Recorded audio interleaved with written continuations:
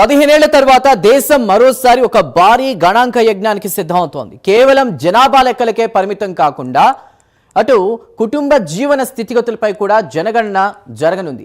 ఇంటి నుంచి ఇంటికి వెళ్లేటువంటి ఈ లెక్కల వెనుక దేశ భవిష్యత్ ప్రణాళికలు, సంక్షేమ విధానాలు, అభివృద్ధి మార్గదర్శకాలు దాగి ఉన్నాయి.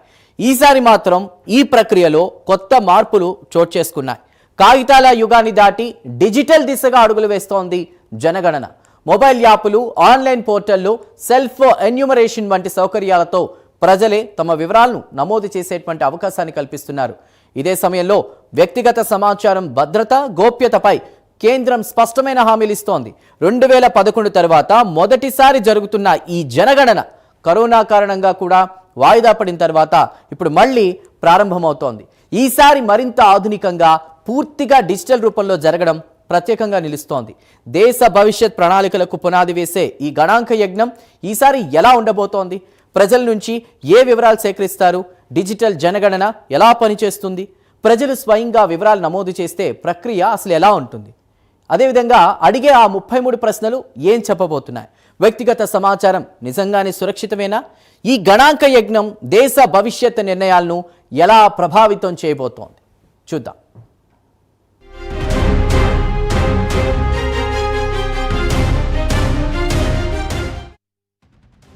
దేశవ్యాప్తంగా జనగణన ప్రక్రియలో తొలిదశైన గృహ గణన ఏప్రిల్ 1 నుంచి ప్రారంభమవుతుంది. 1872లో మొదలైన జనగణన చరిత్రలో ఇది 16వది కాగా, స్వతంత్ర భారతదేశంలో ఇది 8వ జనగణనగా నిలుస్తోంది. మొదట కరోనా కారణంగా ఈ ప్రక్రియ వాయిదా పడింది. తర్వాత మళ్లీ ఇప్పుడు జనగణనకు ముహూర్తం కుదిరింది. దాదాపు 15 ఏళ్ల తర్వాత జనగణనను చేపట్టింది కేంద్ర ప్రభుత్వం. ఈసారి ముఖ్యమైన మార్పు ఏంటంటే పూర్తిగా డిజిటల్ విధానంలో వివరాలను సేకరించడం. మొబైల్ యాప్లు, వెబ్ పోర్టల్ ద్వారా డేటా నమోదు చేస్తూ టెక్నాలజీని విస్తృతంగా వినియోగిస్తున్నారు. గృహ గణన తొలి దశ ఏప్రిల్ 1 నుంచి సెప్టెంబర్ 30 వరకు రాష్ట్రాల వారీగా ప్రకటించిన షెడ్యూల్ ప్రకారం కొనసాగుతుంది. ప్రతి ప్రాంతంలో సుమారు నెల రోజుల పాటు ఎన్యూమరేటర్లు ఇంటింటికి వెళ్లి వివరాలు సేకరిస్తారు.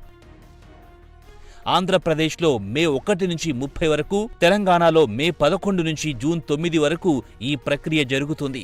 ఈ దశలో మొత్తం 33 ప్రశ్నల ఆధారంగా ఇంటి పరిస్థితులు, కుటుంబ సభ్యుల వివరాలు, అందుబాటులో ఉన్న సౌకర్యాలు, ఆస్తులు, జీవన ప్రమాణాలు వంటి సమాచారం సేకరిస్తారు.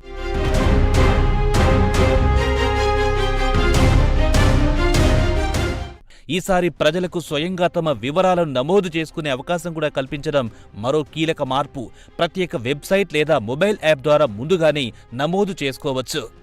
మొబైల్ నంబర్, ఈమెయిల్ ద్వారా రిజిస్ట్రేషన్ పూర్తి చేసిన తర్వాత ప్రశ్నావళిని పూరించాలి. వివరాలు సమర్పించిన తర్వాత ప్రత్యేక ఐడి లభిస్తుంది. ఎన్యూమరేటర్ ఇంటికి వచ్చినప్పుడు ఆ ఐడి చూపిస్తే సరిపోతుంది. అవసరమైతే ఆ సమయంలో వివరాలు మార్పులు చేసుకునే అవకాశం కూడా ఉంటుంది.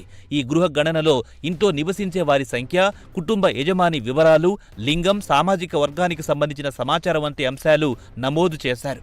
అలాగే గదుల సంఖ్య, వివాహిత జంటల సంఖ్య, ఇంటి యాజమాన్య స్థితి, తాగునీటి సౌకర్యం, విద్యుత్, మరుగుదొడ్డి వంటి ఇంధనం వంటి ప్రాథమిక వసతులపై కూడా సమాచారం సేకరిస్తారు.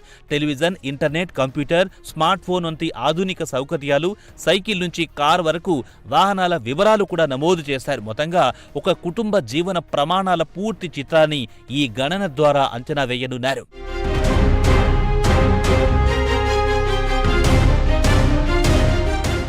అయితే తొలి దశలో కులగణన ఉండదు. రెండో దశలో మాత్రమే వ్యక్తిగత జనాభా వివరాలతో పాటు కులం, మతం వంటి అంశాలను నమోదు చేస్తారు. డేటాను ఎట్టి పరిస్థితుల్లోనూ వ్యక్తిగతంగా వినియోగించుకోబోమని కేంద్రం స్పష్టం చేసింది. సేకరించిన సమాచారం పూర్తిగా గోప్యంగా ఉంచబడుతుంది. ఏ ప్రభుత్వ లేదా ప్రైవేట్ సంస్థలతోనూ పంచుకోరు. సమాచార హక్కు చట్టం కింద కూడా ఇవి అందుబాటులో ఉండవు. కోర్టుల్లో సాక్ష్యాలుగా కూడా ఉపయోగించలేరు. కేవలం గణాంకాల తయారీ, ప్రభుత్వ ప్రణాళికల రూపకల్పన కోసం మాత్రమే ఈ డేటాను వినియోగిస్తారు. డేటా భద్రత విషయంలో కూడా ప్రత్యేక జాగ్రత్తలు తీసుకున్నారు. సేకరించిన సమాచారం ఎన్క్రిప్షన్ ద్వారా సురక్షితంగా నిల్వ చేయబడుతుంది. హార్డ్వేర్, సాఫ్ట్వేర్ స్థాయిలో పలు భద్రతా చర్యలు అమలు చేస్తున్నారు. ఎన్యూమరేటర్లు ఎలాంటి పత్రాలు సేకరించరని కూడా స్పష్టం చేశారు. అంతే, ప్రజలు కేవలం సమాచారం ఇవ్వడం మాత్రమే చేయాలి. ఎలాంటి డాక్యుమెంట్లు చూపాల్సిన అవసరం లేదు.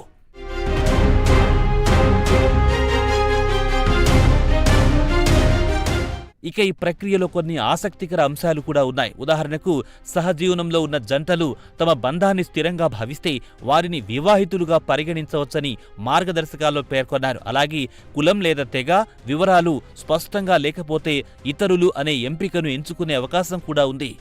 ప్రజల సందేహాలను నివృత్తి చేసేందుకు ప్రత్యేకంగా FAQ విభాగాన్ని ఏర్పాటు చేశారు. మొత్తం జనగణన ప్రక్రియ 2 దశల్లో పూర్తవుతుంది. తొలి దశ గృహ గణన కాగా రెండో దశలో వ్యక్తిగత జనాభా గణన చేపడతారు. ఈ మొత్తం ప్రక్రియ పూర్తయిన తర్వాతే దేశానికి సంబంధించిన పూర్తి జనాభా గణాంకాలు వెలువడతాయి. ఈ వివరాలను 2027లో ప్రకటించే అవకాశం ఉంది.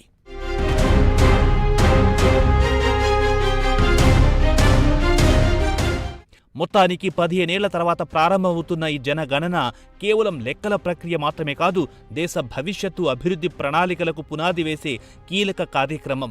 ప్రజల జీవన స్థితిగతులను అంచనా వేసి వనరుల పంపిణీ నుంచి సంక్షేమ పథకాల రూపకల్పన వరకు ప్రభుత్వ నిర్ణయాలకు ఇది దారితీస్తుంది. అందుకే ఈ గణాంక యజ్ఞంలో ప్రతి ఒక్కరి భాగస్వామ్యం అత్యంత కీలకం.